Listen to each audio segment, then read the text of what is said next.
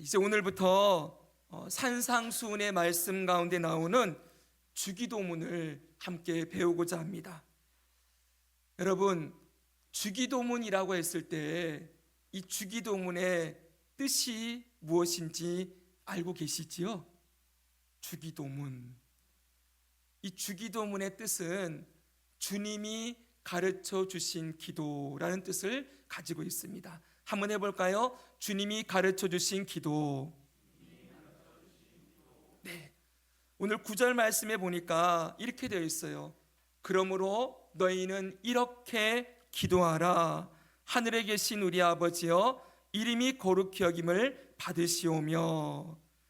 자, 이 말씀에서 보는 바와 같이 주기도문은 우리의 주가 되시는, 우리의 생명의 주인 되신 예수님께서 너희는 이렇게 기도하라 라고 직접 가르쳐 주신 기도문이라는 거예요. 자, 그래서 오늘부터 우리가 몇 주간 이 주기도문의 내용을 구체적으로 우리가 배우게 될 터인데, 우리는 이 내용을 배우기 전에 왜 예수님께서 이 기도를 직접 가르쳐 주시는가, 그 이유에 대해서 먼저 우리가 생각해 보아야 합니다. 예수님께서 왜 직접 기도를 가르치실까요? 그 이유는 크게 두 가지입니다. 첫째는 예수님께서 기도를 가르치신 이유는 기도의 중요성을 강조하기 위함입니다. 우리는 그동안 신앙생활의 원칙이 무엇인지를 배웠어요. 너희는 사람에게 보이려고 너의 의를 행하지 않도록 주의하라 라고 말씀하시고, 예수님께서는 이 신앙생활의 원칙이 적용되는 구체적인 예로 세 가지를 말씀하셨지요. 첫 번째가 무엇이었습니까? 구제. 두 번째가 기도. 세 번째가 지난주에 본 금식에 대한 가르침을 주셨지요. 그런데 여러분, 이 구제와 기도와 금식 가운데 특별히 예수님께서 집중해서 이 세 가지 중에 집중해서 더 가르쳐 주시는 항목이 있어요. 그게 무엇입니까? 기도예요. 기도라는 거예요. 구제나 금식에 대한 내용은 간단하게 정리하고 지나가시지만, 기도에 대해서는 예수님이 기도에 대해서 외식하는 자들의 기도, 이방인들의 기도에 대해서 말씀하신 다음에 주기도문을 가르치신다는 거예요. 너희는 이렇게 기도하라 라고 하시면서. 자, 이것은 무슨 의미가 있습니까? 예수님이 그만큼 이 기도를 중요하게 여기신다는 의미예요. 그리고 이 기도에 대해서는 꼭 가르쳐주고 싶은 말씀이 이만큼 많이 있다는 거예요. 그렇기 때문에 우리는 이 주기도문을 예수님이 직접 가르쳐 주셨을 때, 이건 그냥 조금 이따가 말씀드리겠지만 암송하라고 주신 그게 아니고 정말 기도하라, 그리고 어떻게 기도해야 되는지를 가르쳐 주고 싶으셔서 예수님이 직접 입을 열어 가르쳐 주신 기도문이라는 것을 우리가 생각하고 이 주기도문의 내용을 볼 필요가 있는 것입니다. 우리는 예수님의 생애를 기억할 때 예수님이 행하신 많은 교훈의 말씀들이 있어요. 참 귀한 말씀들, 하늘의 생명의 가르침들이 이 성경에 쓰여져 있지요. 그리고 예수님이 얼마나 귀한 사역을 하셨는지도 알고 있어요. 병든 자를 고치시고, 귀신을 쫓아내시고, 오병이의 기적을 행하시고, 죽은 자를 살리시는 이 놀라운 일들을 하시는 것을 보게 되어지지요. 그런데 예수님은 그런 공적인 사역, 회중들에게 말씀을 전하시고 그 회중들을 고치시고 살리시는 일을 하셨을 뿐만 아니라 개인의 시간, 사적인 시간, 그 개인의 시간에 예수님이 무엇을 하셨다고 성경은 기록하고 있습니까? 홀로 계실 때 예수님 뭘 하셨지요? 늘 기도하셨다고 해요. 그분은 외적인 사역을 다 하신 이후에 그 피곤한 몸을 이끌고 성경에 보니까 밤이 늦도록, 아니면 새벽 일찍 일어나 밤이 맞도록 예수님이 기도하셨다라는 말씀을 우리는 복음서에서 찾아볼 수가 있지요. 여러분, 왜 예수님께서 그렇게 늘 기도하는 자리에 서 계십니까? 여러분, 예수님은 사실 기도할 필요가 없으신 분이시지요. 그런데 예수님이 왜 기도하십니까? 이 기도를 하나님과 교제를 나누기 위하여서 기도하셨다는 거예요. 우리가 잘 아시는 대로 예수님은 성부 하나님, 성령 하나님과 함께 성자 하나님으로 제2위 하나님으로 존재하신 분이십니다. 그런데 여러분, 예수님은 그 하늘 보좌에서 성부, 성자, 성령 삼위일체 하나님으로 존재하시다가 성부 하나님의 뜻을 따라 이 땅 가운데 인간의 몸을 입고 육신의 몸을 입고 이 땅에 오셨어요. 잠시 동안은 인간이 가진 이 육체의 한계 속에 예수님이 자신을 제한하신다는 거예요. 그 전에 그 하늘 보좌에 계실 때는 성부, 성자, 성령 전혀 소통이나 교제에 아무런 막힘이 없었지만 이제 육신을 입고 오신 예수님은 인간의 육체의 한계 속에 자신을 제한하셨어요.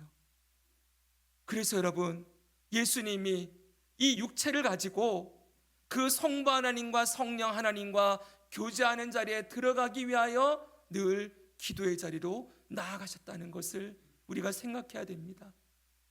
예수님이 얼마나 이 기도의 자리를, 교제하는 하나님과 교제하는 이 자리를 귀하게 여기셨는가를 우리는 그분의 삶을 통하여 배울 수가 있는 것이지요.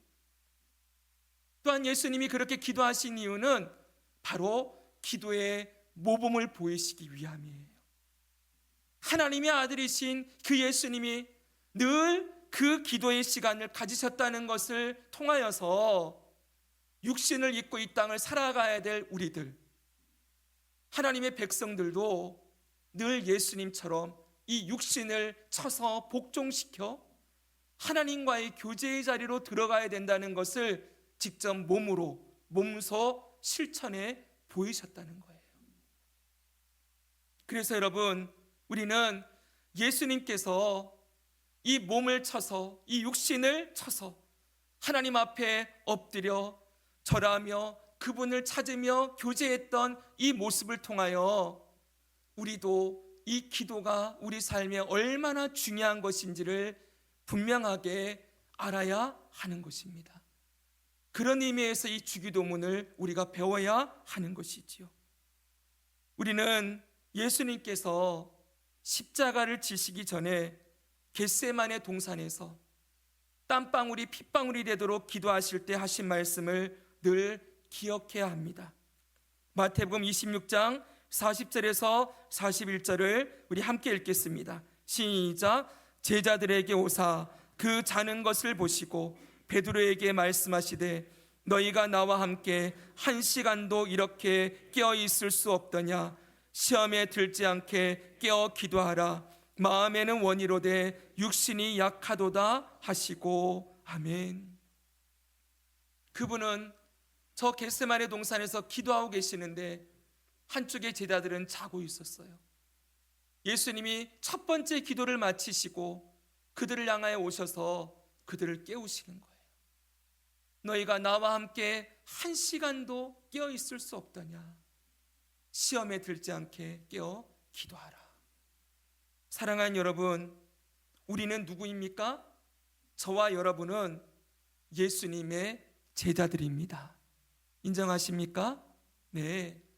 제자는 무엇을 하는 사람입니까? 스승의 가르침에 순종하고 스승의 모습을 똑같이 하는 사람이에요. 스승을 똑 닮은 사람이 제자예요.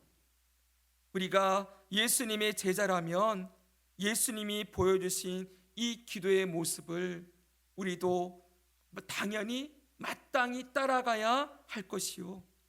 예수님이 이제 가르치시는 이 기도를 따라서 우리도 기도하는 삶을 살아가야 할 것입니다. 바로 주기도문은 이런 목적으로 주어졌어요. 늘 기도하신 예수님이 그 제자들을 향하여서 너희가 나와 같이 내가 기도한 것처럼 너희도 기도하는 사람 되기 원한다. 그런데 그 기도는 이렇게 하는 거다 라고 직접 가르쳐 주시는 것이지요.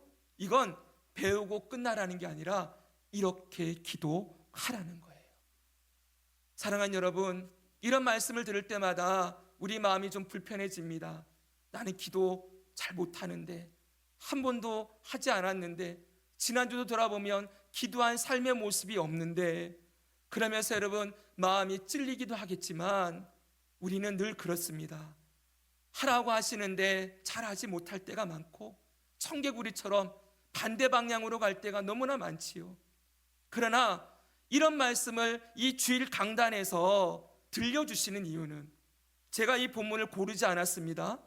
우리 순서에 따라서, 강해 설교에 따라서 오늘 이 본문의 말씀을 여러분들이 듣게 하시는 것은 주님이 여러분들을 부르시는 거예요.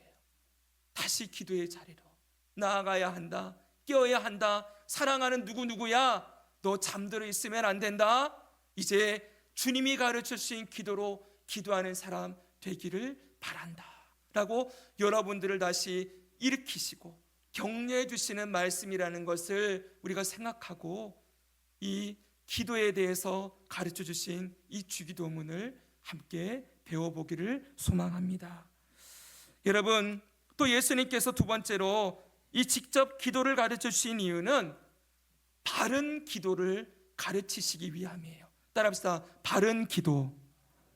네, 우리는 이전에 앞에서 이 기도가 그냥 기도를 하는 게 중요한 게 아니라 바르게 기도하는 게 중요하다는 걸 배웠어요.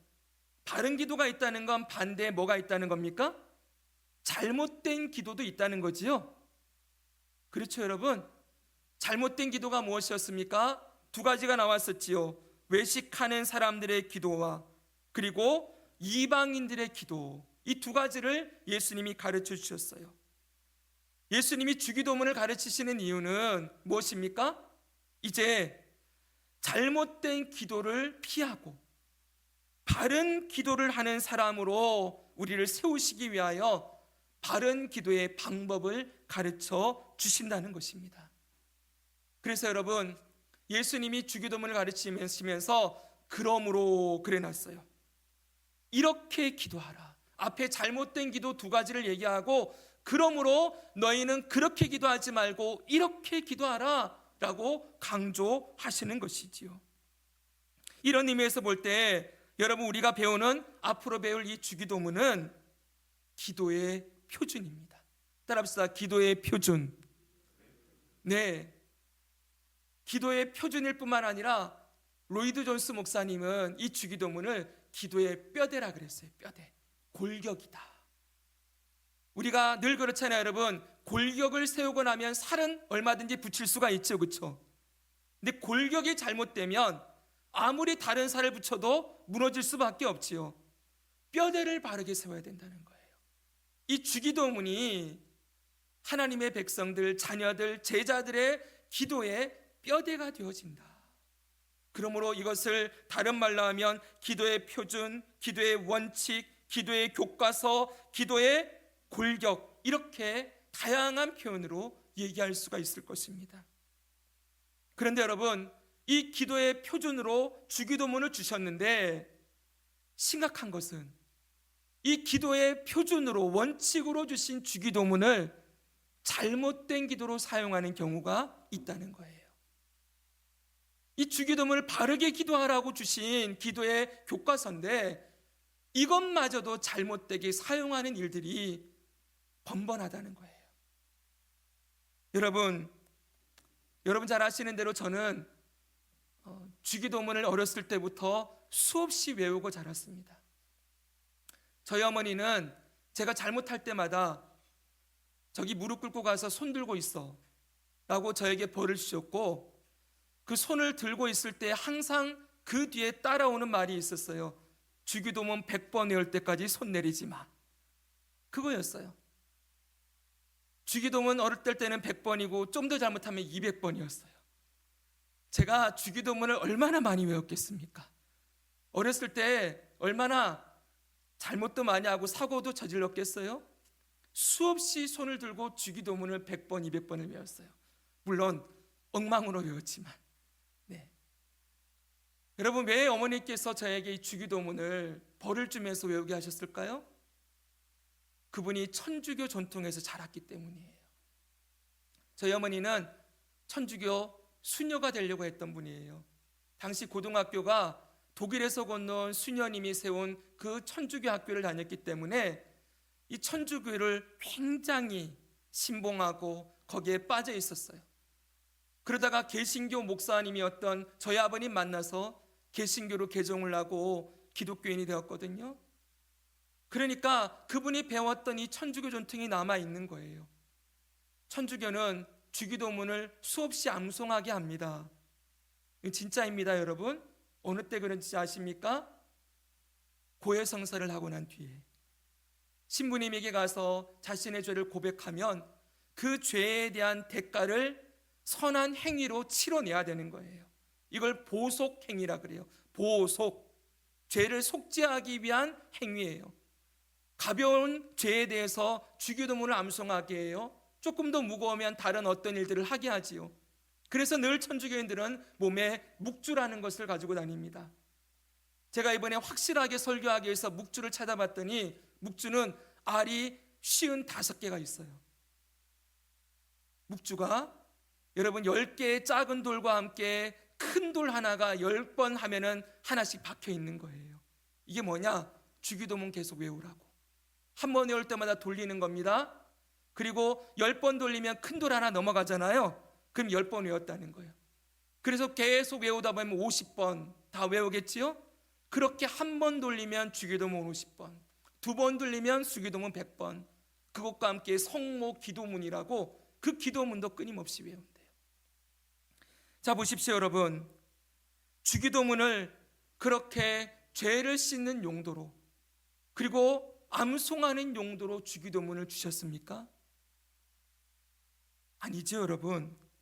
만약 이렇게 주기도문을 많이 외워서 죄를 씻거나 뭔가를 얻어내는 도구로 주기도문을 사용한다고 한다면 이건 우리가 앞에서 배웠던 이방인들의 중언부언과 다를 바가 없지요.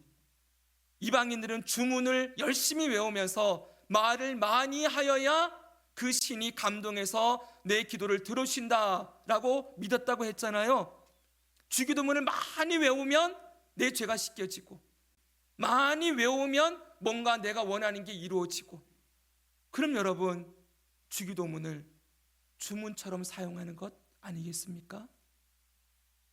제가 공적인 자리에서 이 천주교에 대해서 이런 말씀하는 것을 좀 여러분 불편하게 생각될 수 있지만 이건 실제로 그들이 그렇게 가르치는 교리예요. 보십시오, 여러분. 다시 강조해서 말씀드리는 것은 예수님이 주기도문을 가르쳐 주신 이유는 잘못된 기도가 아닌 바른 기도를 가르쳐 주시기 위함이었어요. 외식하는 자들의 기도도 하지 말아야 하고, 이방인들의 중언부언의 기도도 하지 말아야 하고, 하나님의 자녀들은, 하나님을 섬기고 예수님 믿는 자녀들은 이렇게 기도하는 거다 라는 이 바른 기도를 알려주시기 위하여 우리에게 주기도문을 가르쳐주고 계신다는 것입니다. 이제 우리 바른 기도를 하는 주의 자녀들이 되기를 축원합니다. 바르게 기도하는 주의 백성들. 그러면 이제 여러분, 주기도문을 통해서 이제 바른 기도를 그럼 어떻게 하는 것인지, 바른 기도의 원칙을 한번 배워보겠습니다. 지금까지 말씀드린 첫 번째, 두 번째는 주기도문을 가르치신 이유에 대해서 배웠습니다. 이유가 무엇이었습니까? 첫 번째, 기도의 중요성을 강조하기 위하여. 두 번째는 뭐예요? 바른 기도를 가르쳐 주시기 위함이었어요. 그럼 이제 바르게 기도하는 것을 배워볼 텐데, 주기도문을 통해서 바르게 기도하는 기도의 표준, 기도의 뼈대, 기도의 원칙, 이 첫 번째를 오늘 나누고 다음 주에 두 번째를 또 나누겠습니다. 그 첫 번째 원칙은 기도의 대상을 바르게 알고 기도해야 된다는 거예요. 한번 따라합시다. 기도의 대상을 바르게 알고 기도하라. 우리가 기도하는 대상이 누구인지를 분명하게 알아야 된다는 거예요. 다시 9절의 말씀을 같이 한번 읽겠습니다. 그러므로 시작. 그러므로 너희는 이렇게 기도하라. 계신 우리 아버지여, 이름이 거룩히 여김을 받으시오며. 아멘. 자, 보십시오. 기도는 누구에게 하는 것입니까? 하나님께 하는 것입니다.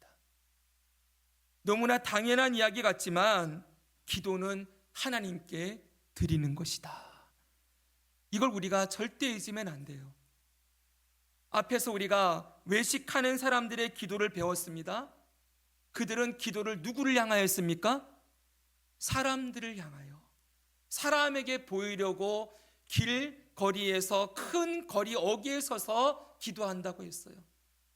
외식하는 자들의 잘못된 기도는 기도의 대상이 하나님이 아니라 사람들에게 보이기 위함이었고, 결국 그 기도는 자기 만족, 자기 과시, 자기 영광을 위한 기도였었지요. 그런데 예수님은 너희는 그렇게 기도하지 말고 이렇게 기도해야 된다라고 가르치면서 첫 번째로 우리가 기도해야 될 대상이 하늘에 계신 하나님 아버지시다 라는 것을 분명하게 가르쳐주고 있는 것입니다. 너무 당연한 것 같은 이 사실, 이 원칙을 우리가 쉽게 놓칠 수 있다는 것 늘 기억해야 됩니다. 기도는 누구에게 보이기 위함이 아닙니다. 나의 만족을 위함도 아닙니다. 하나님을 위하여 향하여 드리는 것임을 인식해야 하는 것이지요. 그런데 여러분, 이 기도의 대상이 하나님이신데, 아까 제가 기도의 첫 번째 원칙이 뭐라 그랬어요? 기도의 대상을 바르게 알고 그분이 누구이신지를 알고 기도하는 것이 중요하다 그랬지요. 오늘 예수님이 가르친 기도에는 우리의 기도의 대상이 되시는 하나님이 누구이신지를 두 가지로 가르쳐주고 있어요. 그분이 누구시냐 했더니 첫 번째가 뭐예요? 그분이 하늘에 계신 분이시다. 두 번째가 뭐예요? 그분이 우리 아버지이시다. 이 두 가지를 알려준다는 것이지요. 여러분, 그러면 하나님이 하늘에 계시다, 이건 무슨 뜻일까요? 하늘에 계신 하나님, 하나님을 우리가 부를 때 하늘에 계신 하나님이다 라고 부르고 기도를 한다는 것은 무슨 의미를 가지고 있습니까? 여기 하늘이 어떤 하늘인지를 알아야 합니다.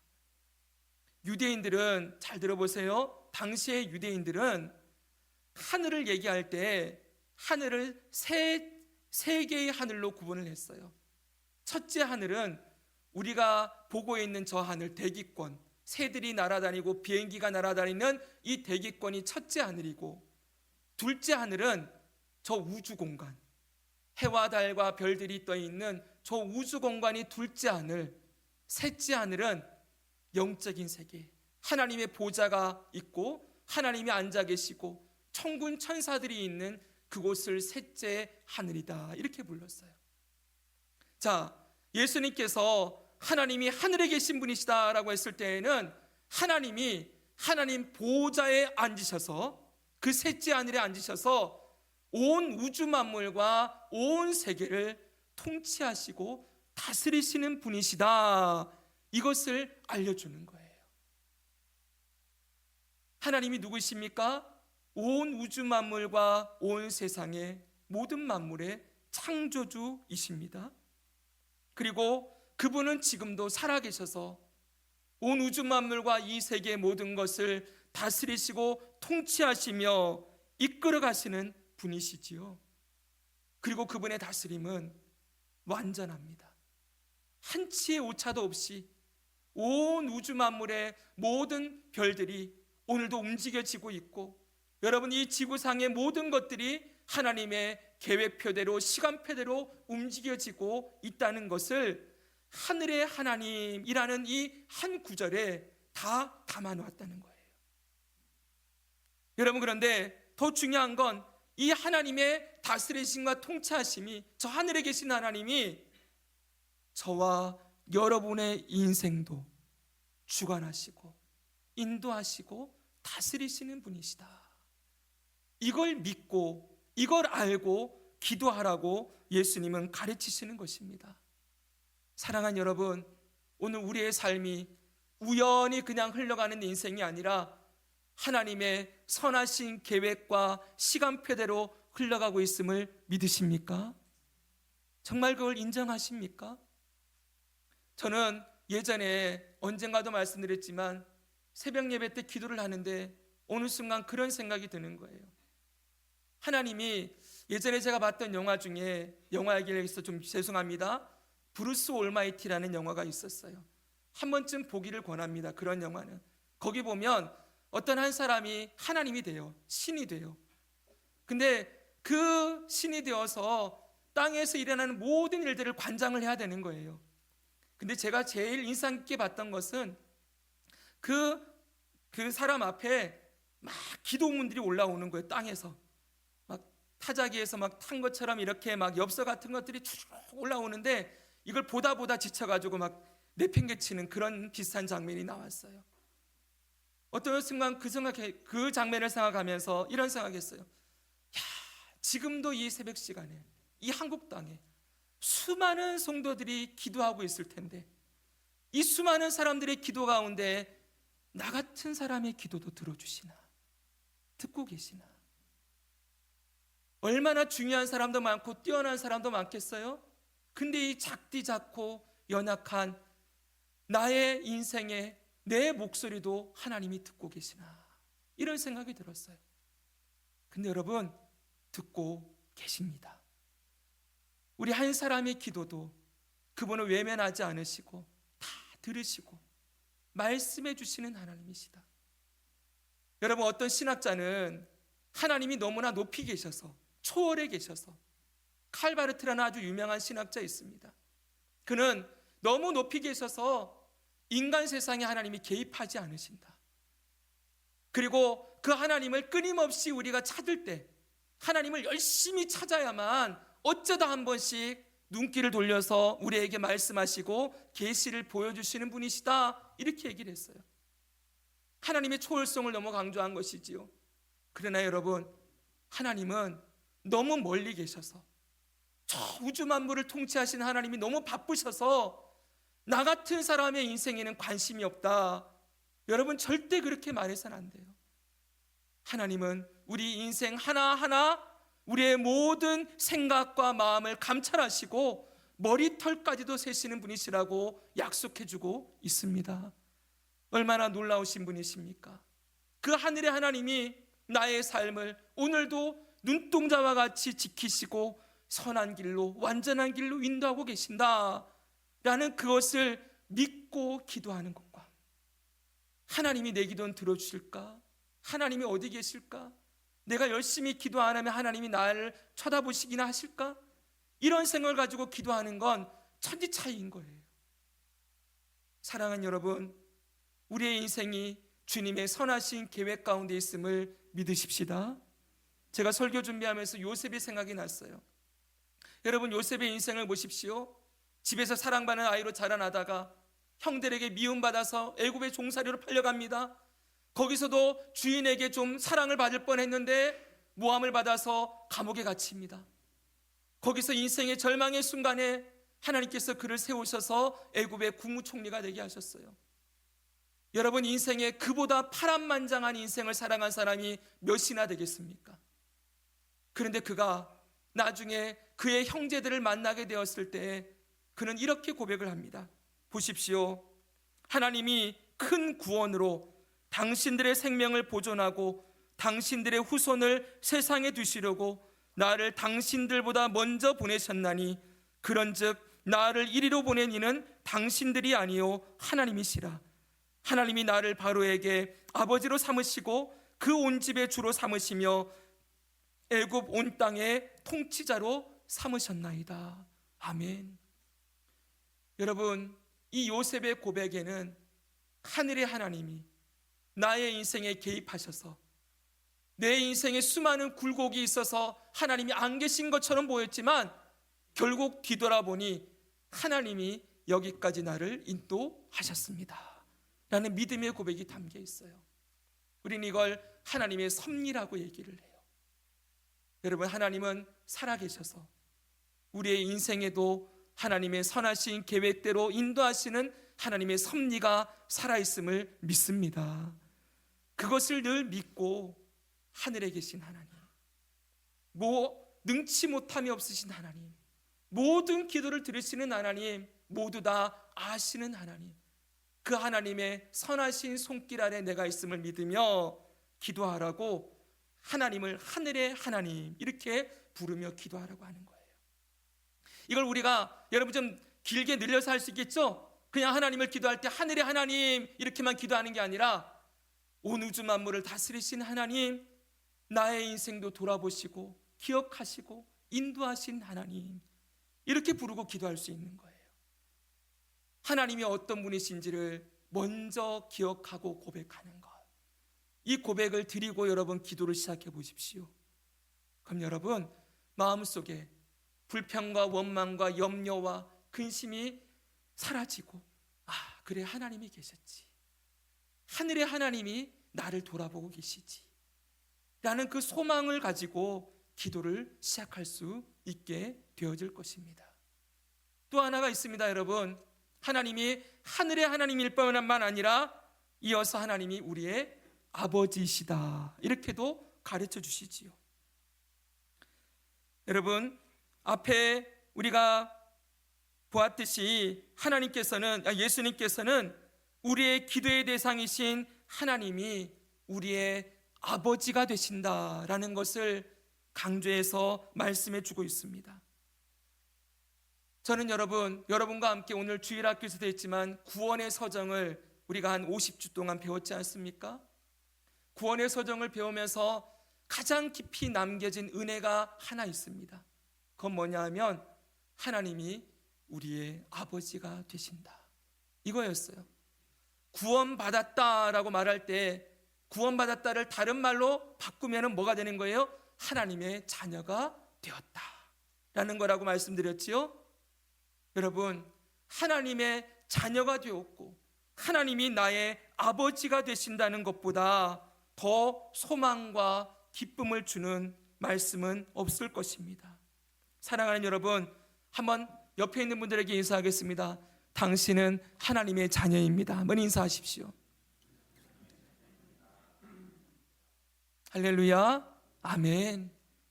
우리는 예수님의 피값으로 구원을 받아 하나님의 자녀가 되었어요. 예수님은 계속해서 이 사실을 기억하고 하나님이 우리의 아버지가 되신다는 사실을 기억하고 기도하라고 강조하고 계세요. 그래서 앞에 외식하는 자들의 기도에 대해서는 6절에 이렇게 말씀하십니다. 같이 읽습니다. 너는 기도할 때 내 골방에 들어가 문을 닫고 은밀한 중에 계신 내 아버지께 기도하라. 은밀한 중에 보시는 내 아버지께서 갚으시리라. 아멘.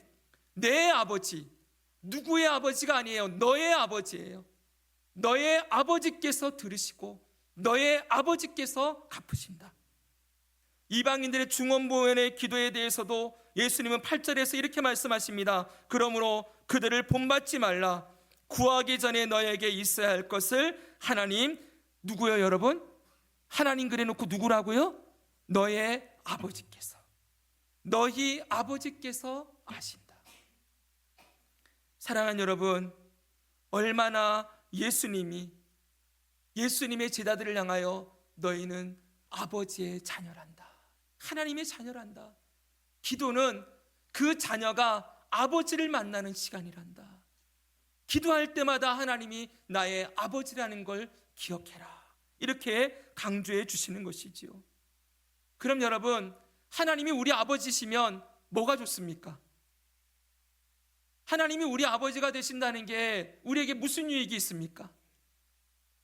유익이 있어도 엄청나지요. 여러분, 하나님께서 우리 아버지가 되셔서 어떻게 하신다고 하십니까? 마태복음 7장, 우리가 6장을 배우고 있는데 다음 장 7장을 딱 넘어가면 구하라, 찾으라, 문을 두드리라 라고 말씀하신 이후에 이 말씀을 딱 주십니다.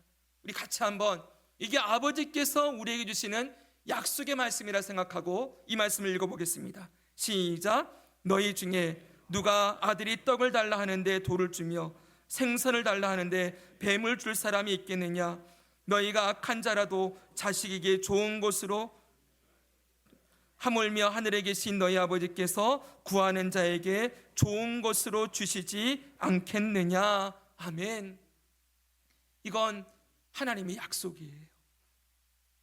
사랑하는 여러분, 자식에게 좋은 것을 주신다. 이 말씀이 우리의 삶에 얼마나 큰 소망이 되어집니까? 언젠가도 말씀드렸지만 하나님의 기도의 응답은 예스만 있는 게 아니라 그랬어요.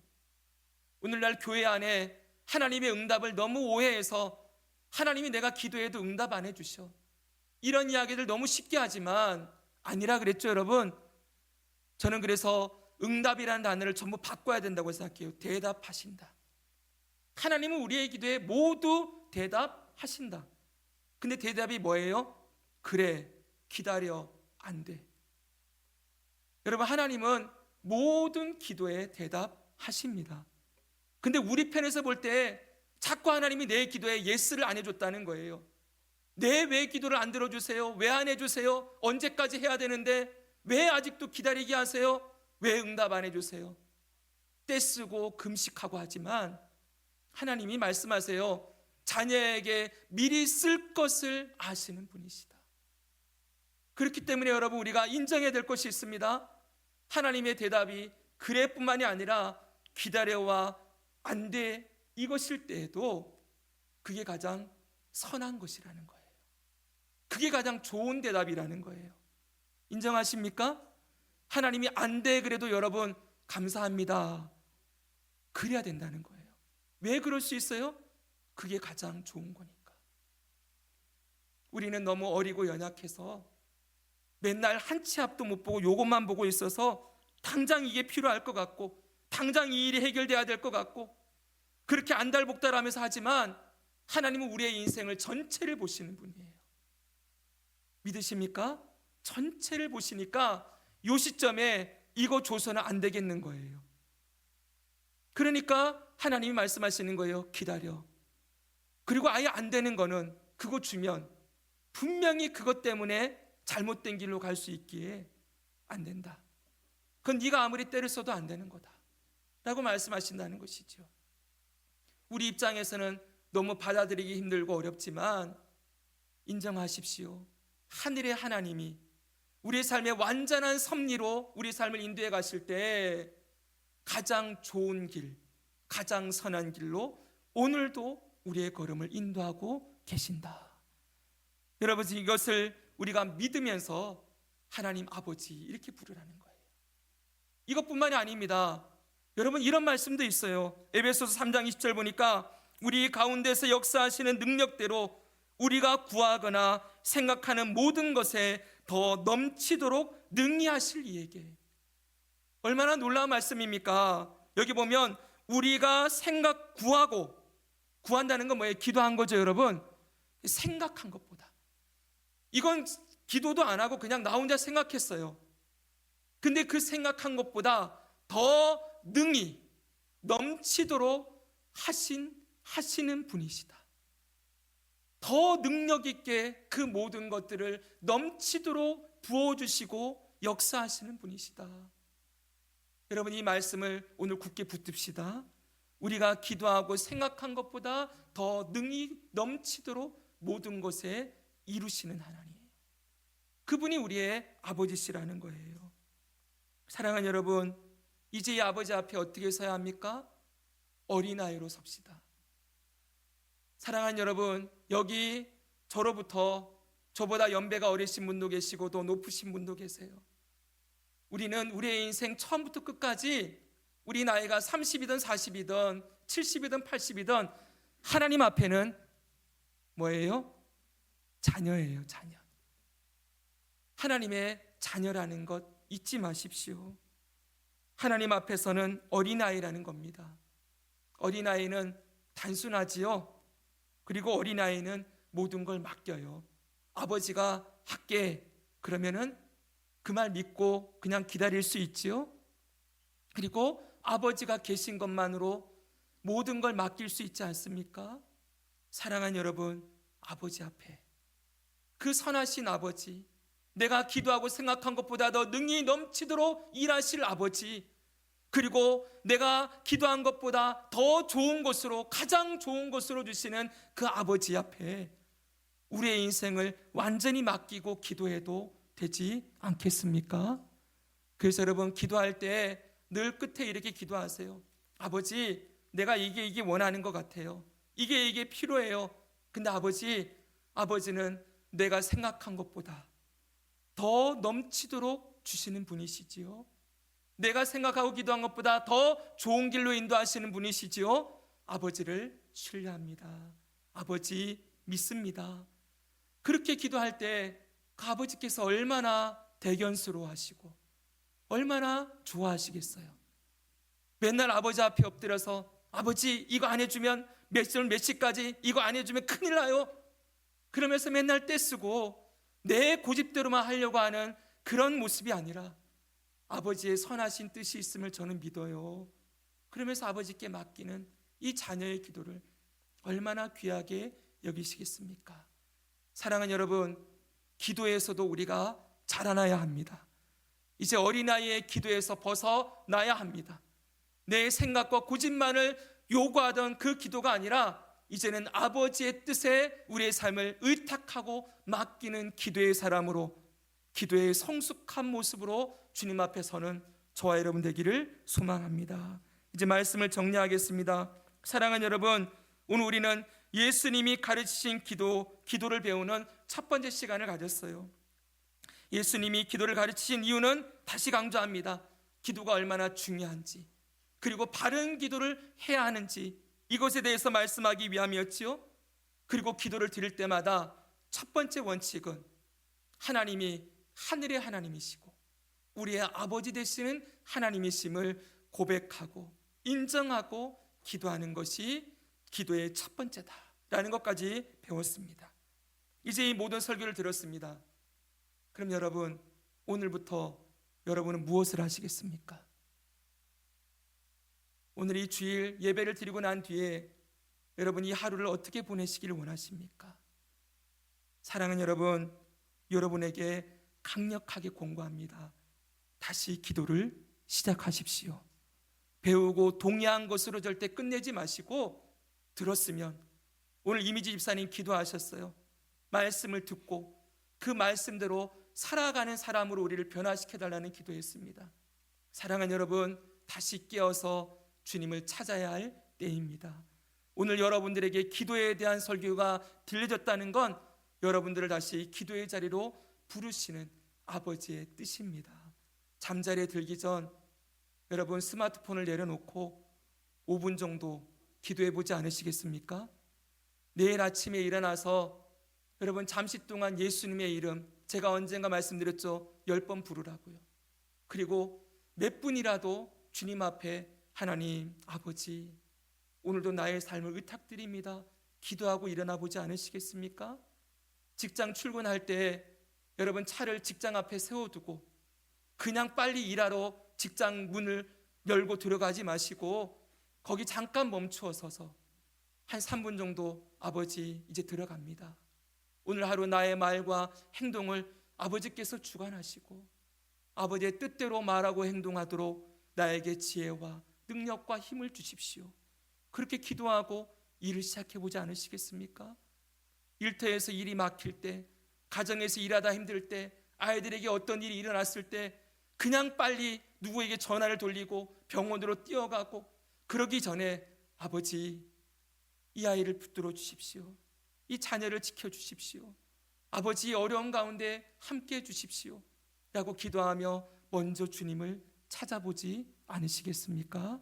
그렇게 우리 일주일을 주님과의 교제를 누리고 아버지의 자녀로서 아버지의 그 선하심과 완전하심을 풍성히 누리는 한 주간을 살아가고 우리 다음 주에 이 자리에 기쁨으로 모이는 저와 여러분이 되기를 주님의 이름으로 축복합니다.